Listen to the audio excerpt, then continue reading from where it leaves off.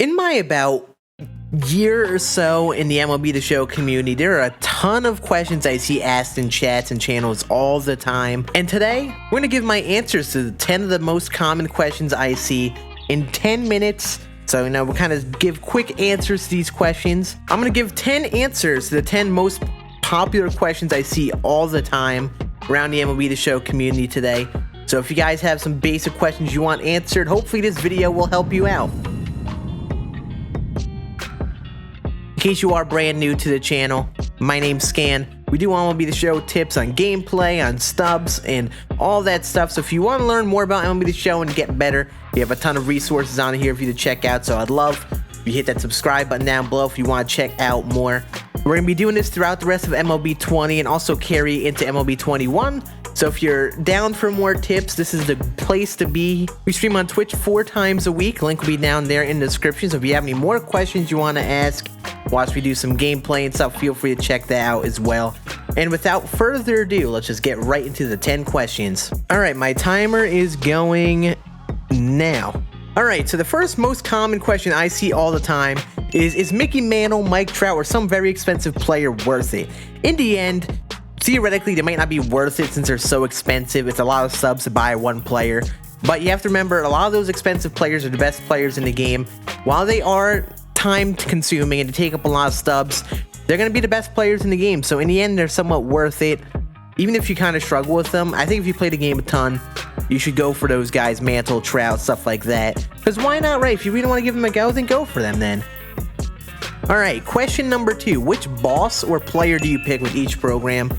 In the end, I think this is a preference thing. I think most of the bosses you don't even need on your team. If you look at my starting lineup here, I only have one boss in my lineup right now, in the starting lineup, and then the rest are bench bats.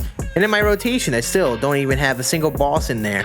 So, really think about your team, think about what's the most weak on your team, what spot needs the most upgrades, and use the bosses to fill that out and give them a go. Again, remember you can sell bosses if you don't like them. So give someone a try and sell them, worst comes to worst, if you don't like them. A lot of times I think people overthink who they pick with these boss programs, but it really doesn't matter in the end of the day, in my opinion. You really can't go wrong with most of them. It's mostly a preference thing. Give them a try, see what you need the most on your team, and yeah, that's my answer to that question. Alright, the third question we have here is, should I get Babe Ruth? Should I get Fernando Tatis? Offline free-to-earn players of sorts I get asked all the time if they're worth getting. And I always tell people yes to that question, because you're not spending any stubs. It's just time that you're spending. Babe Ruth is one of the best first base options in the game. Very great bat. And even if you don't start him at first, he's a great bench option. I mean, the worst thing that you do is spend time on it. I could see you being unlimited time. You don't want to prioritize them. You don't need them in that aspect. But Babe Ruth is very good. Tom Seaver is very good. Bob Gibson, who's a player program, very good. James Paxton's a solid starting pitcher you get from a monthly program. Tatis is my starting shortstop. Seager is in the postseason program, which is free to earn. Luke Gehrig is free to earn by doing extreme. I think that most of these guys are worth using and trying, because again, they're free to earn. They can't cause you any harm. You can save your stubs for other players on the market that you don't really... You can just mess around and give them a try instead. Alright, question number 4 that I get asked all the time. Should I use blank player if I suck with them? Like, I'll say people struggle with Mickey Mantle and they say, hey, should I still use him if I'm struggling with him? Should I use the lower overall player if I'm better with them than the higher overall? And I always say that you want to use the player that you do the best with. If you hit way better with a lower overall player, don't be afraid to keep them in your lineup. That's why Babe Ruth is in my lineup right now. He's a 99, but his defense is kind of poop in the outfield. A ton of people wouldn't even use Babe Ruth in the outfield. They'd use Ty Cobb, Larry Walker. I hit so good with Babe Ruth, I'm keeping him out there. I use Hanley Ramirez at third base. He's been my favorite option so far in the last few weeks. I love his bat, even though he's a 98. There's a ton of 99 third basemen, and I still use Hanley over them. Use the bats that you do the best with personally. Swings are a big factor in this game. You don't have to upgrade someone. I mean, I say you try them, but there's nothing wrong with benching someone because you struggle with them if they're a higher overall. Alright, so question number 5 I get. These next two are going to be pretty similar. A lot of them are going to be similar answers, but which camera angle do I use and stuff like that? People ask about the cameras that we use. as streamers and YouTubers. I use Strike Zone 2 when I'm hitting. Some people use Strike Zone 1. Some people use Strike Zone High. Really, all those zoom cameras are very good to use. There's going to be one that you probably like the most. For example, I like Strike Zone 2 because I see lower in the zone. I don't swing at lower pitches as much. The thing is, I have a bigger monitor, or I used to sit close to my monitor. So that zoom out that it has, it doesn't bother me at all. A lot of people like Strike Zone 1 because it's more closer in. You got to find out what works for you and your setup and your gameplay style the best. Try them all. If you're struggling for a bit, switch to another camera. Try to see what you like and don't like in certain cameras and just give them a go. A lot of them is a preference thing, and in the end, a lot of times my answer doesn't really help you. Alright, the sixth question I see all the time. What PCI settings do you use? Why do you start your PCI? It's stuff related to your PCI and all that. In terms of PCI settings, I like to use the diamond in the center. I have the basic inner, basic outer, and I think the outer always fades out. Again, this is a preference thing. I change it all the time. That's just what I'm using right now. I like to have the smaller diamonds on the inside, and I don't want to use the basic inner PCI. But again, it's my preference thing. You might try that and it might not work for you. Mess around with the PCI settings on your own. See what you like the best. I know people that like no PCI, people that like altitude. I know people that like just the center PCI. You have to just tinker around and see what works the best for you. Try to see what you like and don't like about each camera, and you'll make a decision based on that. Also, with the PCI starting in a spotted zone, I always change that as well. Sometimes I like to start it away from the hitter. Sometimes I just like to start it where the pitcher releases the ball. Mostly it's a comfort thing for me. And again, you should just experiment with some things. See the things that they're doing if they're starting a PCI high in a zone. It might not make sense. A lot of times it's a comfort thing for people. So just like see what they're doing and try it yourself. Try it for other people. 99% of the time, it's a comfort thing. And same with the PCI settings, and same with the camera angle. There are comfort things, they're preferences. You have to try them yourself, make a decision for yourself. Question number 8 that I see all the time.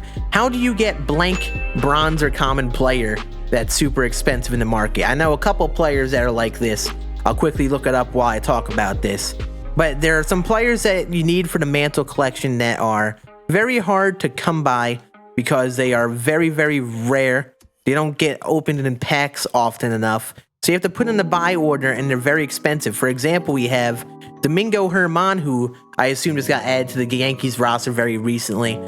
He is 2,000 stubs on the market for a bronze. The only thing I could really recommend for this is you put in an order and hope and pray you get him. You got to be patient with it. Or you just do the things in game to get free standard packs and stuff, like your programs, your conquest maps, your free content that gives you free standard packs, and just hope and pray you get lucky. There's no other way to get them for free. There's not much I can really advise you there. I mean, maybe you could try to do exchanges and hope you get lucky, but that might not even be worth it. Just open packs, put in your buy order, and hope and pray that you get them sooner rather than later. And unfortunately, there's nothing you can do about that. Alright, the second to last question.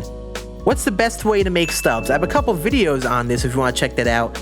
On the top left, I talk about it in my Mantle and Trout videos because you need subs to buy those dudes.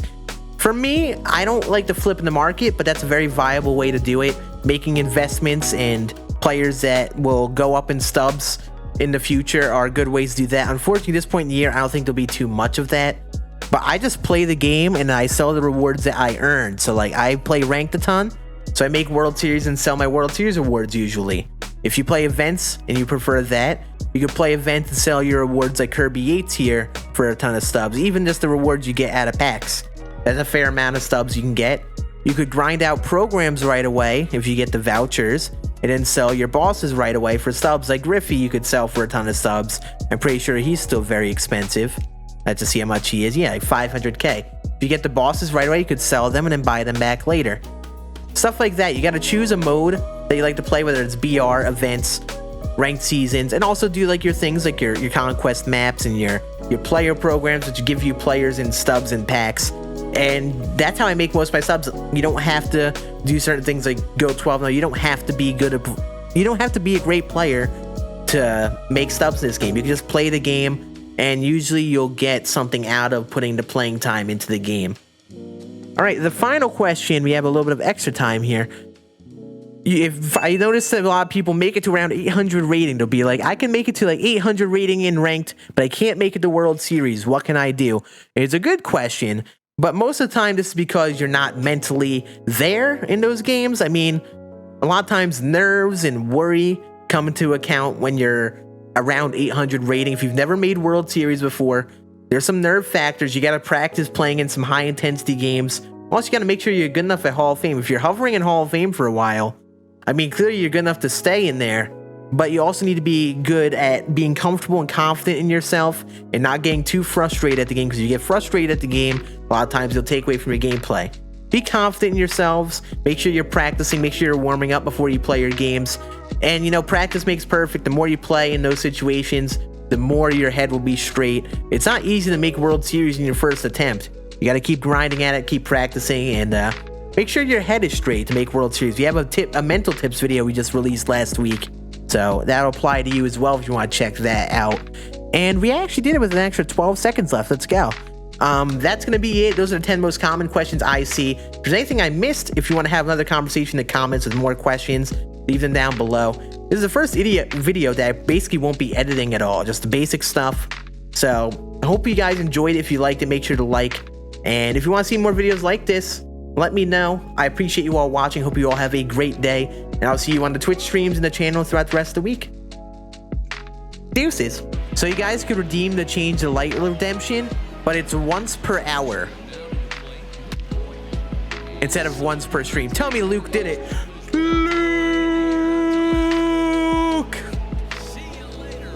Luke! He hits nukes, baby. Let's go.